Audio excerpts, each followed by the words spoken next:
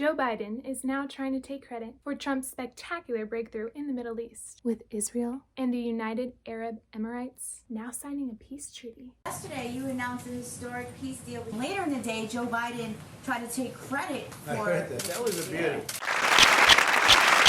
This is spectacular news, and a lot of credit goes to Jared Kushner.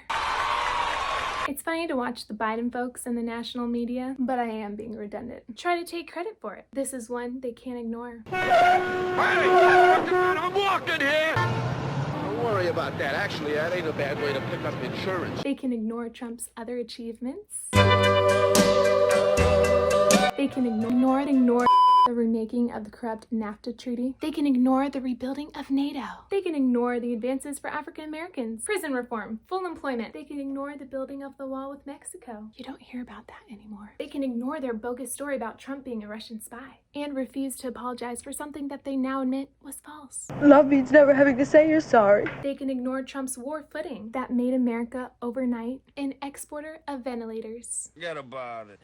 Forget about it. Then, when he got rid of ISIS, the media said, "Oh no, there's still 16 of them left." Where are the 16? And when the 16 were gone, no credit, no news, they could care less. But they can't ignore this. Significant to say the least, Trace, especially when you consider where the entire global community has been. Not just dealing with a pandemic, but also unrest in that part of the world for obviously many, many years. So Biden, whose administration was arguably the most anti-Semitic in American history. Shylock.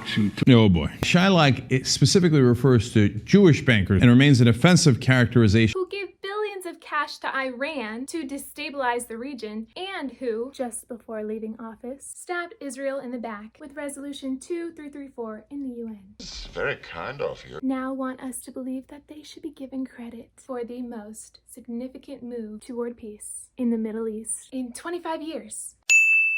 It's not true. Trump did this. He deserves a Nobel Peace Prize. Thank you.